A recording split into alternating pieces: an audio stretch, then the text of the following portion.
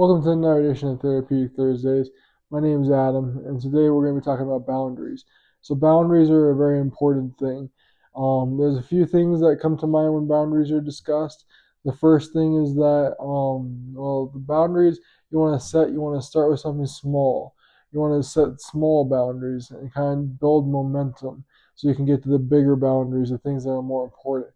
So, I may start off by saying something like, hey, I need you to say my name when we're talking, or I need you to look me in the eyes while we're talking, or maybe I need you to show up on time when we hang out so that I don't have to sit around waiting and holding that boundary. Like, hey, if he doesn't show up, or they didn't show up, or she didn't show up, I'm not gonna hang around for too much longer for them. Or they didn't say my name while we're talking. We're not talking name to name, and they're making up our names.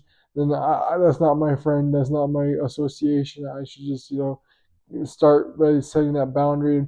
Maybe sometimes you need to set a timeout, like, hey, you didn't follow this boundary, so now I need to take a break for a period of time, and respectfully pronounce that to them, like, hey, I set this boundary. I needed you I really needed you to, understand that this is important to me, and because you couldn't understand it, I just need to take a little bit of time to myself, and I'll be back. It'll be a certain time, but I just need you to understand I need to take some time to myself a little so I can reassess the situation.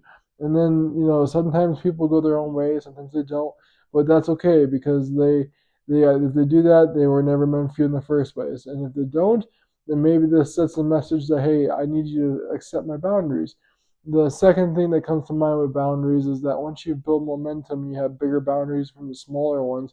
Sometimes we start with certain boundaries that are just too complicated for us to achieve. So we need a kind of a full-on force to take it down. So sometimes you need to bring some friends in to help you out. Who can I call on to help me consistently um, lay and enforce this boundary? How do I consistently enforce this boundary? Who can I inquire with about consistently setting this boundary? And that's kind of hard to discuss sometimes. Who can I ask, to help me out with this?